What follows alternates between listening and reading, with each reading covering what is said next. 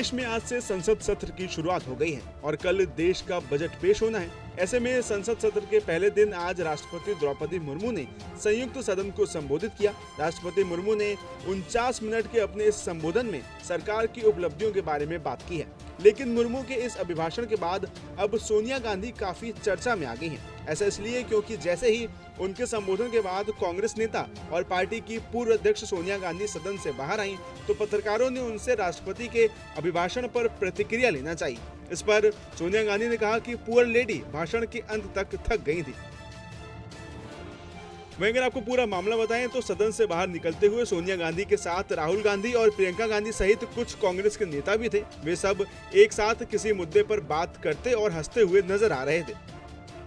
वहीं जिसके बाद जब उनसे पत्रकारों ने पूछा कि राष्ट्रपति के अभिभाषण पर आपकी क्या प्रतिक्रिया है, तो सोनिया गांधी ने मुस्कुराते हुए कहा कि राष्ट्रपति के संबोधन झूठे वादे हैं। तभी नेता प्रतिपक्ष राहुल गांधी ने जैसे ही राष्ट्रपति के अभिभाषण को बोरिंग कहा, तो उनके साथ आवाज मिलाते हुए सोनिया गांधी ने कहा कि पुअर लेडी आखिर में बहुत थक गई थी। Boring. No comment. No, the poor lady, the president was getting very tired by the end. Repeating the same thing again No, and she again. could hardly speak, poor thing. False promises. Boring. No comment. No, the poor lady, the president was getting very tired by the end. Repeating the same thing again No, and she again. could hardly speak, poor thing. मैं इसके साथ ही सोनिया गांधी के इस comment के बाद अब इस मामले पर राजनीति भी शुरू हो गई है। ऐसे में बीजेपी ने सोनिया गांधी और कांग्रेस को घेरते हुए कहा है कि चूंकि राष्ट्रपति ने अपने अभिभाषण में सरकार की उपलब्धियों को गिनवाया, इसलिए विपक्ष को उनका ये भाषण पसंद नहीं आया। साथ ही सोनिया गांधी के इस बयान के बाद बीजेपी नेता और केंद्रीय मंत्री धर्मेंद्र प्रधान ने उन पर हमला बोला है। परमादरणीय राष्ट्रपति जी का कभी नहीं दिखा था। जिस प्रकार की बेहुदी बात कांग्रेस पार्टी की नेता आदरणीय श्रीमती सोनिया गांधी जी और उनकी सुपुत्र नेता प्रतिपक्ष राहुल गांधी जी ने भारत की राष्ट्रपति जी के बारे में बताए, जो शब्द उन्होंने उच्चारण किए, मैं उसको मुंह में भी नहीं ले सकता हूं। इस प्रकार की अहंकार के लिए मैं कठोर से कठोर शब्द में उसको निंदा करता हूं। फ्यूडल लोगों से, सामंतवादी लोगों से और अपेक्षा भी क्या करें।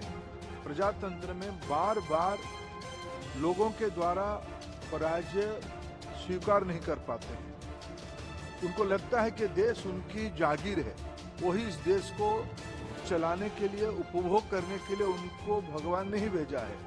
उनको भगवान सद्बुद्धि दे और देश की जनता उनको पहले भी अपना जनादेश सुनाया है और आने वाले दिनों में भी उनको बाहर रखेगी।